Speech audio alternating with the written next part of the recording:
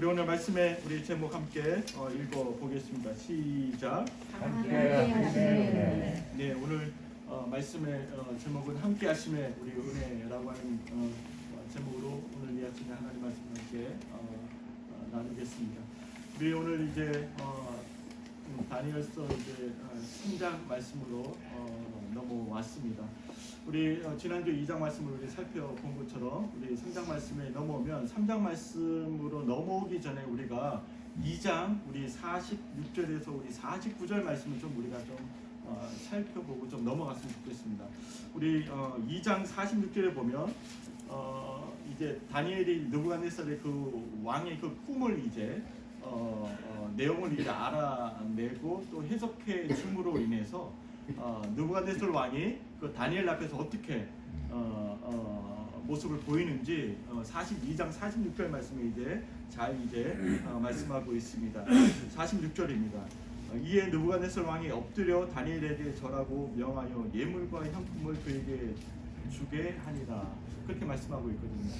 자, 우리 이 말씀을 좀 보면 드디어 이제 다니엘이 하나님께서 지혜를 주셔서 그 꿈의 내용을 알게 하시고 그리고 그 꿈의 내용을 이제 해석하게 하셨지 않습니까? 그래서 다니엘이 이제 느부갓네살 왕에게 그것을 이제 말하죠. 2장에 말하게 되고 그 꿈의 이제 내용은 어떤 내용이냐면 우리 성경 잘 아시겠지만 제국이 있는데 그 제국은 첫 번째 제국은 이제 사실은 바벨론을 이야기합니다. 그 첫 번째 제국은 이제 금으로 되어진 머리를 이야기하죠. 바벨론을 이야기하는데 첫 제국이 나타나고 그 다음에 두 번째 제국, 세 번째, 네 번째 제국이 나타나는데 첫 번째 제국이 나타나고 그 첫 번째 제국은 없어지고 말 거다라고 이제 해석을 하는 거예요. 그리고 또 다른 이제 제국이 나타나고 또 다른 제국이 나타난다라고 하는 것을 이제 꿈을 이제 내용을 풀어서 이제 말하게 되죠. 그 말은 뭐냐면 결국 이 땅 가운데 모든 제국이 아무리 강력할지라도 영원한 제국이 없다라고 하는 거예요. 오직 하나님의 제국만, 하나님의 나라만 영원하다라고 하는 것을 하나님께서 다니엘을 통해서 또 그 꿈을 풀어주시고 또 그렇게 말씀해 주셨던 거죠. 그래서 그 꿈을 이제 내용을 알게 되고 또 해석을 해준 다니엘을 통해서 느부갓네살 왕이 이제 다니엘 앞에서 이제 엎드리는 장면을 우리 볼 수가 있어요. 우리 46절 말씀, 왕이 엎드려 다니엘에게 절하고 그렇게 말씀하고 있습니다.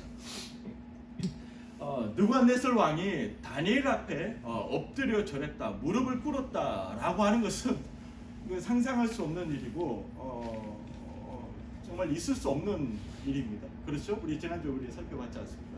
느부갓네살 왕이 어떤 왕이었는지.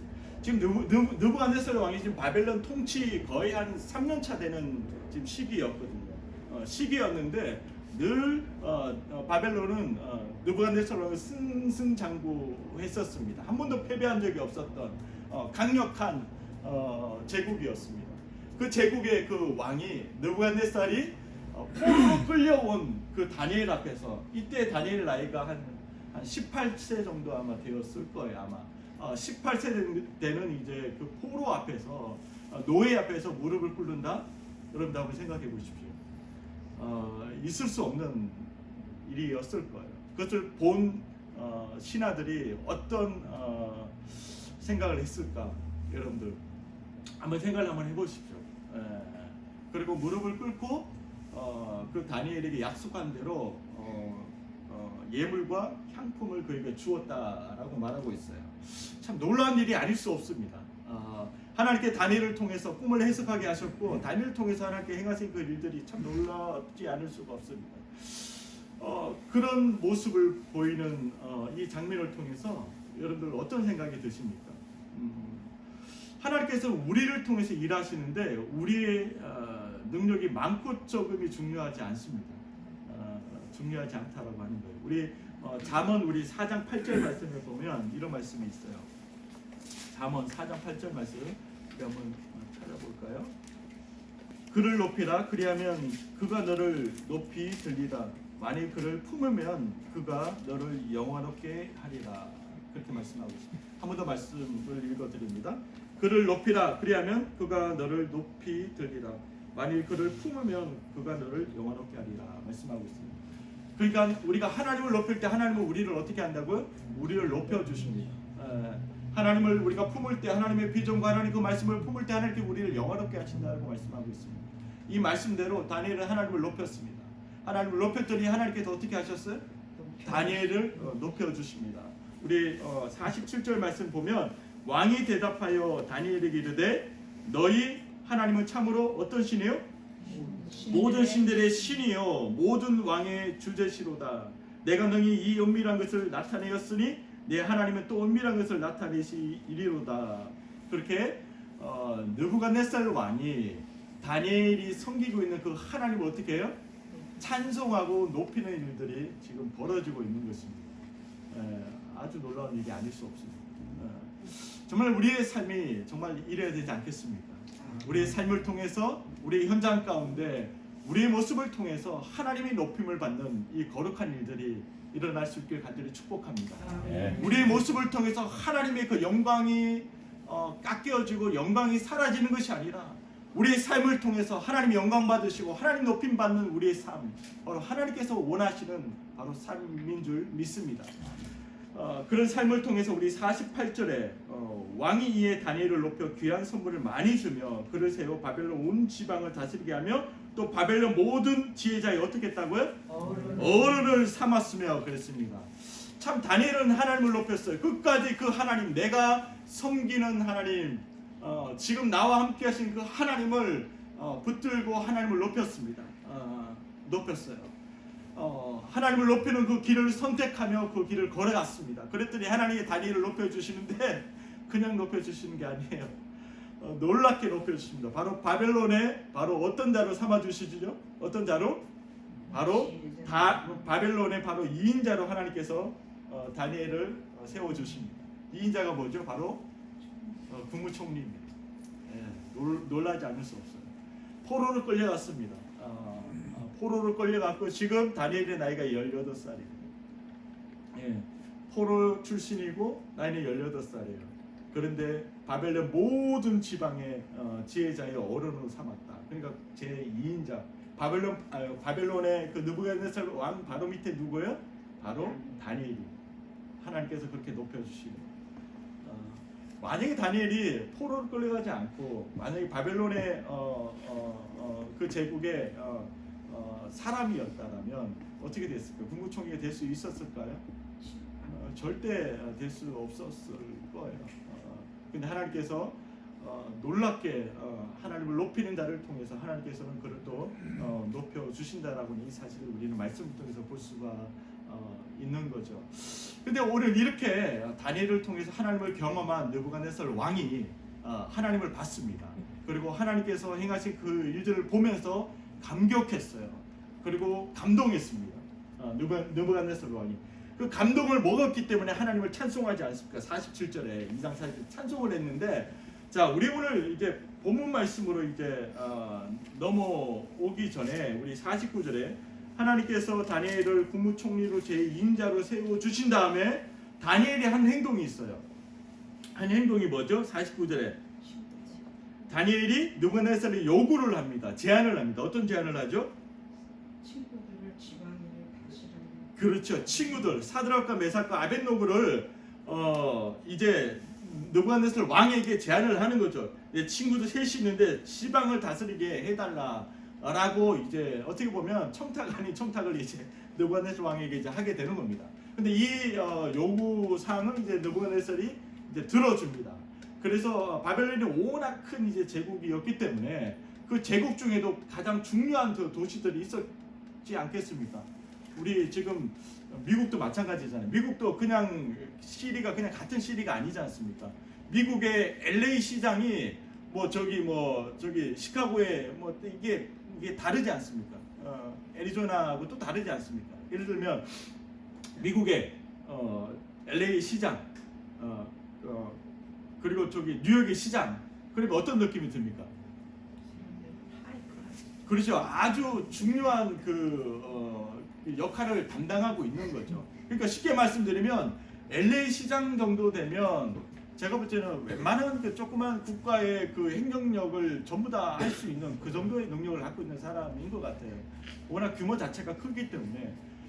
이렇듯이 아마 사드락, 메삭, 아벳느고도 이 바벨론 이 온 지방의 가장 중요한 노충지에 아마 배치가 되지 않았을까. 그래서 그곳에서 그 지역을 이제 관여하는 또 다스리는 그런 역할을 하지 않았을까라는 생각이 듭니다. 그래서 어쨌든 다니엘에게는 누가 있었죠? 사드락, 메삭, 아벳느고라고 하는 참 믿음의 신실한 친구들이 있었습니다. 믿음의 동력자들이 옆에 늘 함께하고 있었다라고는 이 사실. 참 하나님의 저번에도 제가 이제 말씀드린 것처럼 하나님의 그 사역은 결단코 혼자 할 수 있는 게 아니다라고 하는 거예요. 우리 동력하고 함께 우리가 모여서 함께 그 마음을 모을 때 바로 하나님의 그 사역도 더 아름답게 빛나고 더 힘있게 이루어지는 모습을 우리가 볼 수 있는데, 우리 전도서 말씀 보면 우리 전도서 말씀 4장 9절에서 12절 말씀입니다. 전도서 4장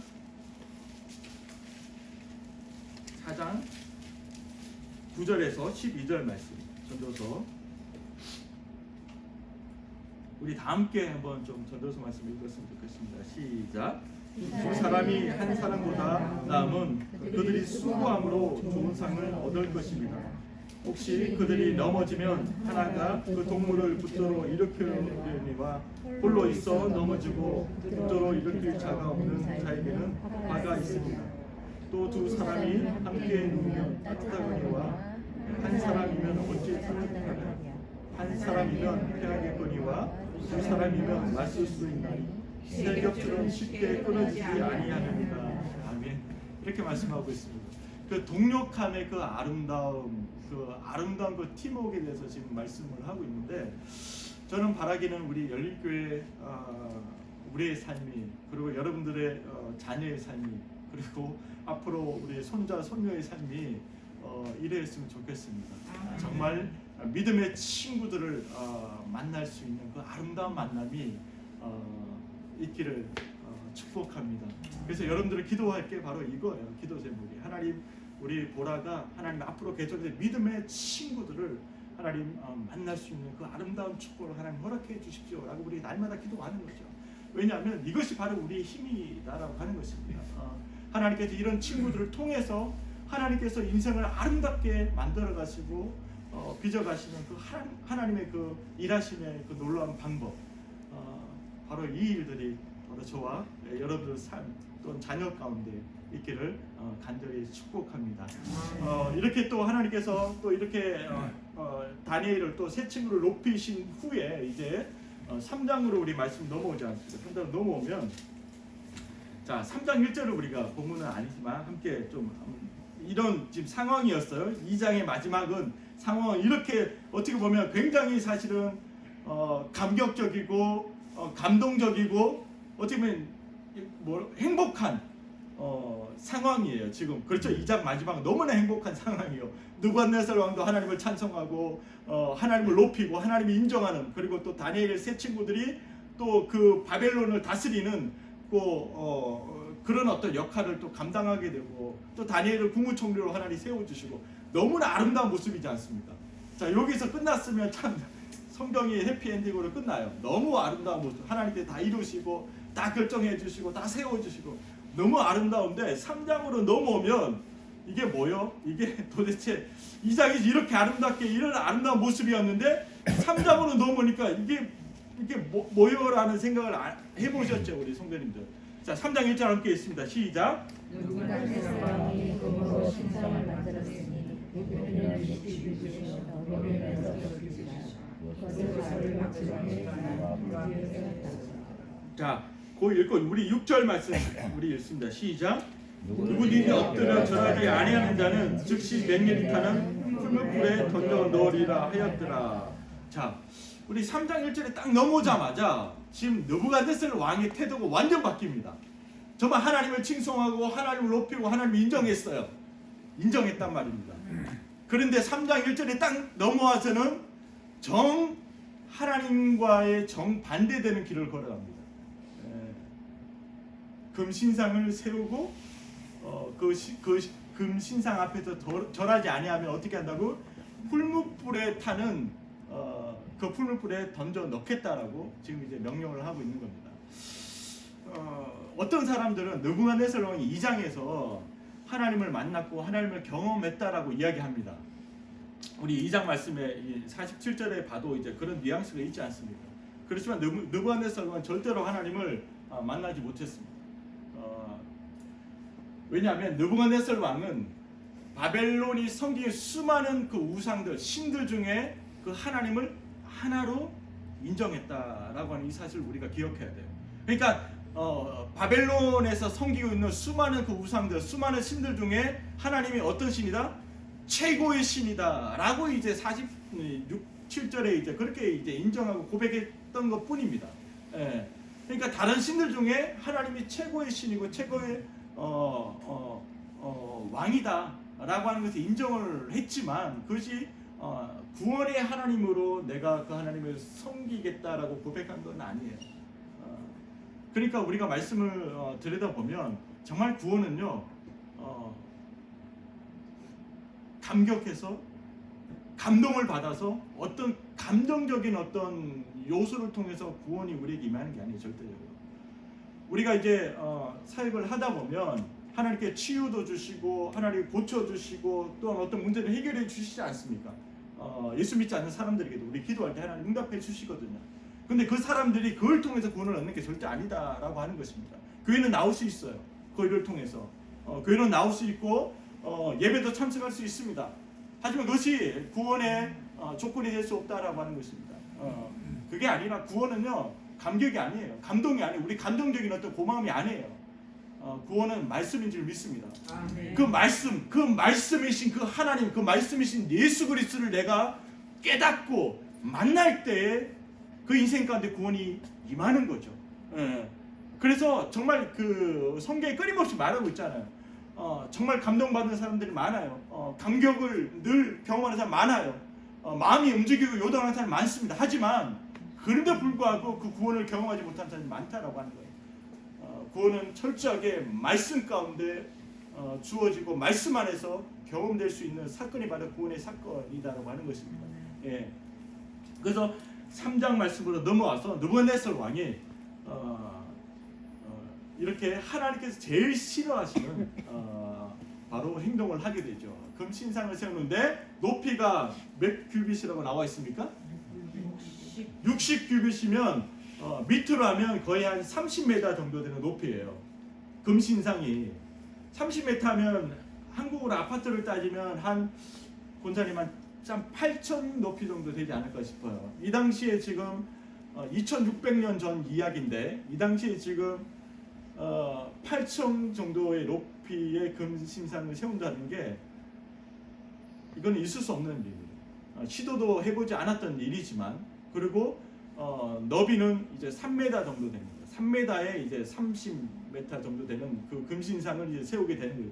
그 금신상은 바로 느부갓네살 왕을 지금 말하고 있는 거예요. 그냥 본인의 그 우상을 신상을 이제 세우겠다라고 하는 거예요. 세우고 그리고 이 신상 앞에 절하지 아니하면 맹렬히 타는 풀무불에 집어넣겠다라고 이제 왕이 명령을 내리는 겁니다.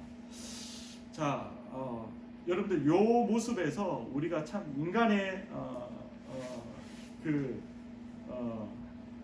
본질, 인간의 그 모습을 너무 잘 보여주고 있는 것 같아요. 왜냐하면 자 2장에서 3장으로 넘어올 때 지금 여러분들 이제 이 시기가 이제 바로 넘어온 것처럼 느껴지잖아요. 근데 2장에서 3장 넘어올 때는 이제 시기가 있습니다.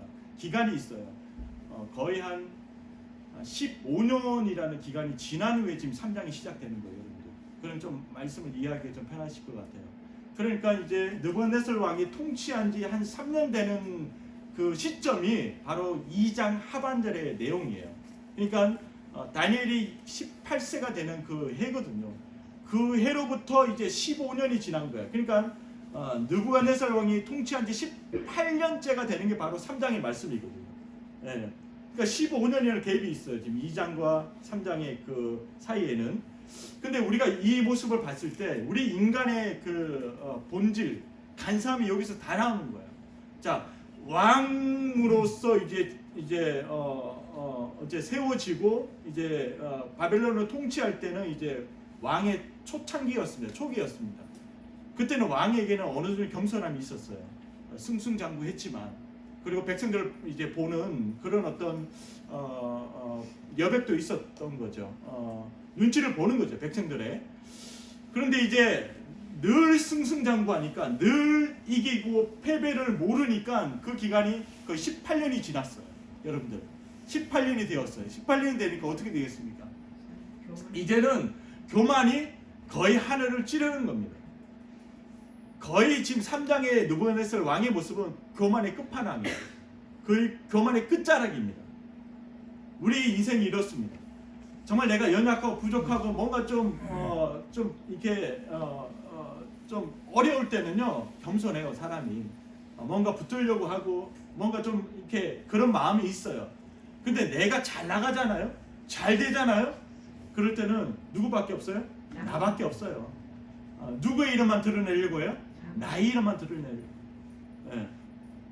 이게 바로 우리 인간의 모습이라고 하는 거예요. 부인할 수 없습니다. 그래서 잘 나갈 때 신앙을 지킨다는 게요, 참 너무 힘든 일이에요. 여러분들, 하나님께 축복해 주시고 하나님 부어 주실 때 정말 우리가 날마다 죽지 아니하면, 정말 날마다 하나님 말씀 붙들고 나가지 않으면 여지없이 우리는 무너져요. 내가 끊임없이 드러나고 높아지려고 하는 그 마음들이 우리 인간의 본성의 마음이에요. 그래서 우리 히브리서 12장 8절에 이렇게 말씀하고 있어요. 12장 28절에 히브리서, 우리 말씀 한번 볼까요? 히브리서 12장 28절 말씀. 그러므로 우리가 흔들리지 않는 나라를 받았은즉 은혜를 받자 이로 말미암아 경건함과 두려움으로 하나님을 기쁘시게 섬길지니. 한 번 더 읽어드릴게요. 은혜를 받자 이로 말미암아 경건함과 두려움으로 하나님을 기쁘시게 섬길지니. 그렇게 말씀하고 있어요. 자, 여러분 잘 기억하십시오. 하나님을 높인다라고 하는 거, 주님을 높인다라고 하는 거, 그것은 은혜를 받지 않으면 결탄코 있을 수 없는 일입니다. 이걸 아셔야 돼요. 우리가 찬양할 때 영원히 주님만 높이겠습니다, 왕이신 나의 하나님, 내가 영원히 주님을 높이고 찬양하지만, 그 고백이 내 삶 가운데 구현되기 위해서는요, 은혜를 받지 않으면 결단코 하나님을 높일 수 없다라고 하는 거예요. 히브리서 12장 28절 말씀하면 은혜를 받자 어떻게 했다고요? 마지막에 기쁘게 섬겼다라고 말하고 있어요. 우리가 은혜를 받을 때 하나님을 기쁘시게 섬길 수 있는 거예요. 은혜를 받지 못하고 신앙생활하면 그건 너무 힘든 거예요. 그래서 우리에게 뭐가 필요해? 은혜가 필요합니다. 은혜가. 오늘 이 시간 예배 가운데 우리의 신경 속에 하나님의 그 은혜가 부어지기를 간절히 소망합니다. 은혜가 있어야지만 기쁨으로 우리의 삶을 살아낼 수 있는 거예요. 은혜가 있을 때 그 어려움도, 그 역경도, 힘듦도 기쁨으로 맞이하고 그것을 우리가 건너갈 수 있는 거죠. 이게 너무 중요한 겁니다. 우리 오늘 중보기도 시간에 우리 함께 기도했어요. 하나님 오늘 함께 하신 그 하나님을 만나는 은혜가 있을 수 있도록 하나님 도와달라고 기도했습니다. 우리가 몸은 여기 있지만 오늘 예배 가운데 함께 하시는 그 주님을 우리가 만나는 그 은혜가 없다라고 한다면 너무나 안타깝고 너무나 가슴 아픈 일이 아닐 수 없는 거예요. 몸만 왔다가 그냥 가는 인생, 그 인생이 아니라 우리가 은혜의 자리에 왔을 때 그 은혜를 경험하고 맛보고 누리는 거죠. 그게 바로 하나님께서 우리를 오늘 이 자리에 부르신 이유인 줄 믿습니다. 하나님 은혜를 날마다 받아야 돼요. 하나님 은혜를 경험해야 돼요. 그래야지만 우리가 하나님을 높일 수 있는 거예요. 우리가 은혜를 경험하지 못하면요, 결단코 하나님 높일 수 없어요. 끊임없이 나를 드러내고 나를 높이려고 하는 그 마음들이 어쩔 수 없어요. 인간인지라 우리 마음 가운데 계속 일어날 수밖에 없다라고 하는 것입니다. 우리 다시 본문으로 돌아가서 우리 본문에 보면 3장 23절로 넘어와서 보면 세 사람이 어떻게 되면 드디어 이제 그 금신상 앞에 이제 절하지 아니함으로 인해서 어떻게 되죠? 예, 맹렬히 타는 풀무불 가운데 어떻게 됐습니까? 던져졌습니다. 자, 여러분들 여기서도 우리가 좀 생각해야 될 게 있습니다. 결국 믿음을 지켜도요, 정말 하나님을 섬겨도, 정말 하나님을 붙들고 있어도, 저번에 지난주에 말씀드렸죠, 문제는 여지없이 그 인생 가운데 주어진다, 주어지지 않는다? 주어집니다. 계속 이게 반복드리는 말씀이에요. 우리의 인생이 그렇습니다. 똑같습니다. 예수 믿든 믿지 않든 우리의 인생 가운데 문제는 여지없이 우리 가운데 다가옵니다. 그 문제 앞에 우리 맞닥뜨리게 됩니다. 그리고 우리의 오늘 사드락, 메삭, 아벳느고도 마찬가지예요. 믿음을 지키기 위해서 하나님의 그 말씀을 붙들고 갔을 때 결과는 바로 풀무불이었습니다. 풀무불이었어요. 믿음을 지키는 자에게 경험되어지는 게 바로 풀무불이라고 하는 겁니다. 고창민 집사님. 우리는 이 상황에서 우리는 어떤 생각을 우리 하죠? 하나님 앞에 우리 기도할 때 어떤 기도를 해요? 하나님, 풀무불에 들어가지 않도록 하나님 역사해 주시고 하나님 도와주세요라고 우리 기도하지 않을까요? 여러분들 어떻게 기도하십니까? 인생의 풀무불이 있을 때, 앞에 있을 때 하나님 그곳에 결단코 들어가면 안 됩니다. 들어가면 죽습니다. 끝입니다. 그리고 그것을 맞이한 사람들은 어떤 심정이었을까요? 좌절이고 낙심이고 끝인 거죠. 이제 다 끝났다. 풀무불에 들어간다 라고 했을 때 그 명령 앞에서. 그런데 오늘 하나님께서 우리에게 주시는 말씀은 뭐냐면, 하나님께서는 이 영혼이, 이 인생이 풀무불에 들어가도 하나님께서는 그 풀무불 가운데 건져내시는 하나님이시다라고 하는 것을 말씀하시는 게 아니에요. 여러분 잘 기억하셔야 됩니다. 오늘 이 3장의 말씀, 다니엘의 세 친구의 모습을 통해서 사드락, 메삭, 아벳느고의 모습을 통해 우리에게 주시는 메시지는 뭐냐면, 예수 믿는 사람, 예수 잘 믿는 사람은 풀무불에 들어도 죽지 않더라. 하나님께 건져 주시더라. 이 메시지를 주려고 하나님께서 지금 말씀하고 있는 게 아니다라고 하는 겁니다. 바로 하나님께서 어떤 메시지를 우리에게 주고자 하실까요? 맞습니다. 우리가 예수 잘 믿어요. 암에 걸리지 않는 게 아니지 않습니까? 예수 잘 믿어도 암에 걸렸는데 그 암이 고침받는 게 아니지 않습니까? 물론 하나님 고쳐주시죠. 하나님 원하시고 하나님께서 계획이 있다면 고쳐서 치유해 주시죠. 하지만 모든 사람들이, 예수 믿는 모든 사람들이 암에 걸려도 암이 고침받고 그런 게 아니지 않습니까? 이걸 하나님 말씀하시는 거예요. 그렇다면 우리 인생의 풀무불 가운데 그 인생의 그 문제를 어떻게 우리가 풀어가야 될까라고 하는 것을 하나님 오늘 말씀을 통해 말씀해 주시고 있는 거예요. 인생의 풀무불에 우리가 들어갔을 때, 내던져졌을 때 그 문제 앞에서, 그 문제 속에서 그 문제를 어떻게 우리가 풀어가겠습니까? 그것은 다름 아닌 바로 하나님께서 나와 함께 하심을 믿는 믿음으로 풀어가야 된다라고 하는 사실입니다. 이 믿음을 우리는 저버려서는 안 돼요. 그래서 다니엘의 세 친구들이 그 느부갓네살 왕 앞에서 담대하게 말할 수 있는 거예요. 어떻게 말했죠? 우리 16절 말씀 읽진 않았어요. 읽진 않아요. 3장 16절 다 함께 읽어보겠습니다. 시작.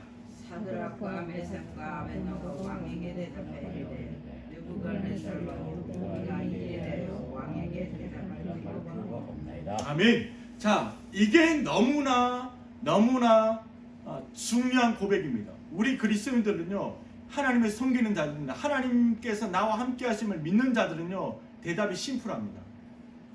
굉장히 명료합니다. 오늘 이 말씀에 저와 여러분들 도전받을 수 있게 간절히 축복합니다. 자꾸 이상한 말 하지 않아요. 왜 그런지 알아요? 오늘 16절 말씀이 왜 그런지 아세요? 자, 우리 쉽게 예를 들면, 제가 이제 성도님들을 간혹 이런 말씀을 드립니다. 집사님, 권사님, 이렇게 좀 섬겨주셨으면 좋겠습니다. 아니면 또 이렇게 좀 하셔야 돼요 라고 이제 제가 부탁을 드릴 때가 있어요. 그러면 항상 하는 말씀, 항상은 아니지만 몇몇 우리 성도님들 아니면 또 다른 이제 교우들이 하는 말씀은, 목사님 뭐라 그러죠? 기도해 보겠습니다. 이런 얘기 여러분 못 들어보셨어요? 목사님 기도. 근데 그 기도해 보겠습니다라고 하는 그 의미가 뭔지 아세요? 강한 부정이에요. 여러분들 아니 진짜요. 제가 말씀드리잖아요. 그럼 목사님 제가 기도해. 근데 그 기도해 보겠습니다. 그 말이 굉장히 고상하게 들리잖아요. 그리고 굉장히 이렇게 뭔가, 목사님 나도 신앙을 가지고 있으니까 나도 이런 모습이에요 라고 이제 비춰줄 수도 있는데 그게 아니에요. 제가 들여다보면 아주 강한 부정을 담고 있는 거예요. 기도하겠다라고 하는 말은 즉 안 한다는 얘기. 맞아요. 권사님 잘 하시네요. 기도하겠다라고 안 한다라고 하는데, 그러니까 목사님 내가 안 할 테니까 그냥 내가 어쨌든 좀 목사님 체면을 살려주기 위해서 기도하겠습니다 말하는 것뿐이지, 목사님 앞에서 차마 내가 안 하겠습니다 말을 못 하겠습니다. 그러니까 이제 그 말을 가지고 오는 거예요. 기도하겠습니다. 기도할까요 그 사람이 정말? 안 해요. 안 해요. 기도하겠습니다 하는 사람은 기도 안 해요. 그러니까 그 말은 뭐 내가 안 하겠다라고 하는 그 내용이 담겨져 있다니까요. 자, 오늘 사드락과 아벳느고가 메삭이 지금 왕 앞에서 어떻게 말하고 있습니까? 대답할 필요가 없습니다. 이게 맞는 거죠. 왜 그래요? 출애굽기 20장 말씀 우리 함께 볼까요? 출애굽기 20장 4절 6절, 우리 구약 앞에 출애굽기 20장 왜 그럴까요? 출애굽기 20장 4절 5절 6절 말씀이에요. 자, 20장 4절 5절 6절 말씀 다 함께 읽습니다. 시작. 너를 위하여 새긴 우상을 만들지 말고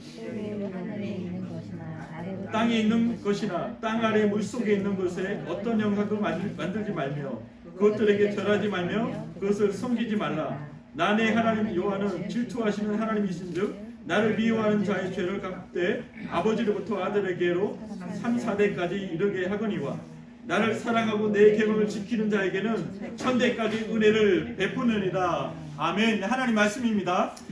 분명히 하나님 말씀하셨어요. 그러니까 이 다니엘의 세 친구 사드락, 메삭, 아벳느고는 이미 뭘 알고 있었어요? 하나님의 말씀을 알고 있었습니다. 그 하나님 말씀 붙들고 있었어요. 그러니까 어릴 때부터 이 출애굽기 20장 이 말씀을 익히 배웠고 가르침을 받았고 이 말씀을 알고 있었던 바로 하나님의 자녀들이었습니다. 그러니까 말씀하셨기 때문에 어떻게 해요? 단호하게 말할 수 있어 없어요? 하나님 말씀하셨다. 그러니까 하나님 말씀하셨는데도 불구하고 기도하겠습니다. 생각해 보겠습니다. 이거는 말이 안 되는 거예요. 자, 여러분 잘 생각하셔야 돼요. 하나님이 말씀하셨으면 그냥 우리는 뭘 하면 돼요? 그냥 순종하면 돼요. 예스 하면 돼요. 그냥. 자, 하나님은 내 이웃을 내 몸같이 사랑하라. 하나님 말씀하셨어요? 안 말씀하셨어요? 말씀하셨어요. 그런데 우리가 자, 형제를 사랑해야 됩니다. 말씀하셨는데 하나님 말씀하셨어요? 근데 목사님이 우리 누구 아무개 집사님께 집사님 이 집사님 사랑하셔야 됩니다. 근데 이 집사님 목사님 기도 한번 해보겠습니다. 이거는 뭐예요? 안 하겠다라는 거예요. 기도할 필요가 없는 거예요, 여러분들. 하나님 말씀하신 거는요, 기도할 필요 없어요. 뭐만 하면 돼요? 예스, 순종만 하면 되는 거예요.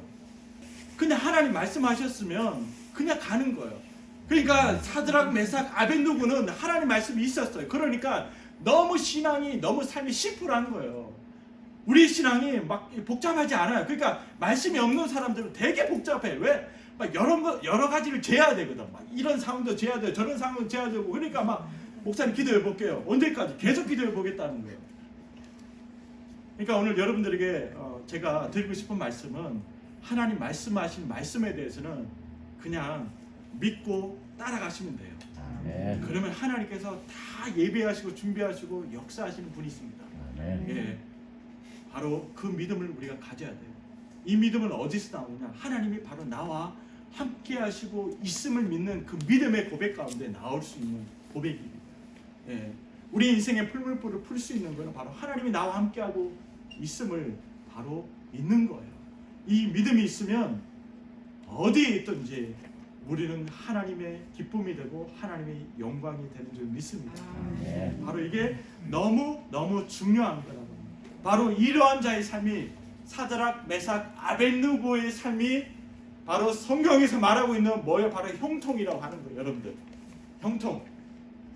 자, 세상 사람들이 볼 때 형통은 바로 사드락, 아벳느고, 메삭이 지금 하는 이 삶에서 나오지 않습니다. 오히려 세상은 이 삶을 볼 때 풀물불에 던져진 이들의 인생을 볼 때 어떻게 해요? 실패했다라고 얘기합니다. 절대 형통이라 얘기하지 않습니다. 이게 다른 거예요. 차이예요. 그렇지만 하나님 보실 때는 이게 형통이라고 말합니다. 창세기 39장 우리 말씀을 함께 좀 볼까요? 2절. 창세기 39장 2절 말씀.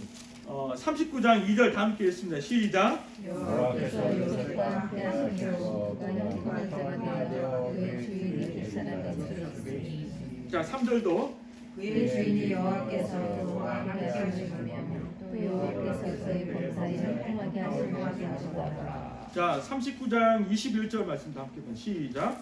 여호와께서 요셉과 함께 하시고 그에게 인자를 더하사 간수당에게 은혜를 받게 하시니 23절입니다. 간수당은 그의 손에 맡긴 것을 무엇인지 살펴보지 아니하였으니 이는 여호와께서 요셉과 함께 하십니다. 여호와께서 그를 범사에 형통하게 하셨더라. 아멘. 자, 요셉에게 따라다닌 수식어가 있어요. 수식어가 뭐예요? 꿈이 아니에요. 자꾸 꿈이라고 말씀하시는데 꿈이 아니고 바로 형통이에요. 형통. 끊임없이 요셉에게 따라다닌 수식어는 성경에서 따라다니는 수식어는 형통입니다. 근데 그 형통은 바로 전제조건이 있어요. 바로 형통하다 성경은 말씀하고 있는데 그 앞에 어떤 일이 있었어요? 하나님이 함께 하셨다. 이게 형통이에요.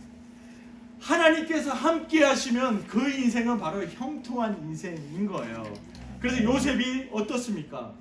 억울한 일을 수없이 당한 사람이 바로 요셉이에요. 형들의 미움을 사서 미디안의 그 상인들에게 은 20냥에 어떻게 팔려가잖아요. 애굽의 노예로 팔려가잖아요. 그게 바로 요셉의 인생이었어요. 정말 억울한 인생이 아닐 수 없는 거죠. 그리고 또 어떤 경험을 당합니까? 성추행범으로 억울한 누명을 써서 결국 감옥행을 가야만 하는 인생이었어요. 여러분들. 그런데 감옥 안에서도 하나님 말씀하시는 거예요. 하나님께서 함께 하심에 형통했다라고. 자, 우리의 형통은 바로 여기 있는 거예요. 예수 믿는 우리의 인생이 환경이 있지 않습니다. 절대로. 유혹에 넘어가면 안 돼요. 착각하면 안 됩니다. 바로 하나님이 함께 하심을 우리가 믿을 때, 그리고 그 하나님을 경험할 때 그것이 바로 형통의 현장인 줄 믿습니다. 형통의 자리인 줄 믿어요. 정말. 이걸 우리가 믿어야 돼요. 그렇다면 우리의 인생에 그 어떤 풀무불도 다 풀어낼 수 있는 거예요. 풀무불의 핵심은 우리가 거기서 건진받는 게 아니에요. 여러분들, 하나님이 나와 함께하고 있음을 내가 믿고 경험할 때 바로 인생의 그 형통함이 경험되어지는 거고, 그리고 그 형통함을 통해서 바로 내 주위의 사람들이 복을 받게 되는 거예요. 그 형통함은 나로 끝나는 게 아니라 그 형통함이 내 주변에 있는 사람, 내 가족들에게, 내 주변의 사람들에게 흘러간다라고 하는 이 사실을 우리는 기억해야 돼요. 그래서 우리의 형통함 가운데 우리가 있을 때 우리가 고백하는 거 있어요. 하나님, 내 인생의 고난과 시련을 하나님께서 축복의 통로로 사용해 주셨군요 라고 우리가 고백할 수 있는 거예요. 바로 이게 하나님과 함께 하심에 그 형통함을 누리고 있는 자의 삶을 통해서 고백되어지는 고백인 거죠. 그래서 우리 오늘 다니엘서 우리 3장 마지막 30절 말씀, 우리 말씀을 읽고 우리 말씀을 마치겠습니다. 우리 3장 30절 말씀 우리 다 함께 한번 읽어보겠습니다. 시작. 왕이 드디어 사드락과 메삭과 아벳느고를 바벨론 지방에서 더욱 높이리라. 자, 결론은 그거였습니다. 자, 왕이 신상에 절하지 않았습니다. 그리고 그 대가로 풀무불에 던져졌어요. 죽임을 당한 거죠. 그런데 하나님 어떻게 하셨어요? 결국 그 다니엘의 세 친구를 높여 주셨습니다. 높여 주셨어요. 왜? 하나님이 나와 함께 하심을 사드락과 메삭과 아벳느고는 믿었기 때문입니다. 그리고 함께 하심을 경험했어요. 그래서 불 속에 몇 명이 있었다라고 지금 느부갓네살왕은 오늘 본문 말씀에 얘기하죠. 4명이 있었다는 거예요. 그러니까 하나님이 그 속에 함께 하셨다라고 사실. 그 하나님이 함께 하심을 경험한 거예요. 누린 거예요. 믿음을 정말 삶 가운데 실현되는 것을 믿었어요. 경험했어요. 이들이. 바로 그런 하나님이십니다. 늘 함께 하시는 하나님. 그 하나님 때문에 하나님을 높이고 하나님을 찬송할 수 있는 우리 인생입니다. 자, 마지막으로 우리 말씀 이사야 43장 2절 말씀만 읽고 정말 마칠게요. 2절 말씀. 오늘 하나님께서 이 아침에 저와 여러분들 주시는 말씀입니다. 다 함께 이사야 43장 2절 말씀 읽습니다. 시작. 내가 물 가운데로 지날 때 내가 너와 함께 할 것이라. 강을 건널 때 우리 너를 침몰하지 못할 것이며 내가 불 가운데로 지날 때 타지도 아니할 것이요 불꽃이 너를 사르지도 못하리니. 아멘. 자, 분명히 말씀하고 있습니다. 자, 물이 없다라고 하나님 말씀하지 않습니다. 그리고 강물이 없을 거다라고 말씀하지 않습니다. 불꽃이 없을 거다라고 말씀하지 않아요. 절대로. 우리가 기도할 때 하나님께서 그 강물을 주시지 않는 게 아니에요. 물을 주시지 않는 게 아니에요. 불꽃을 주시지 않는 게 아니에요. 기도할 때. 예. 기도할 때 하나님께서 불 가운데, 강을 건널 때 물 가운데 너와 함께 하시겠다 라고 하는 게 하나님의 마음이고 하나님의 뜻이고 하나님의 그 심정이라고 합니다. 이 하나님의 마음을 받을 수 있길 바랍니다. 어려움을 이것을 오지 않게 해주면 이렇게 기도하는 게 아니라 어떤 상황에서도 하나님과 함께하는 내 인생이 되길 원합니다.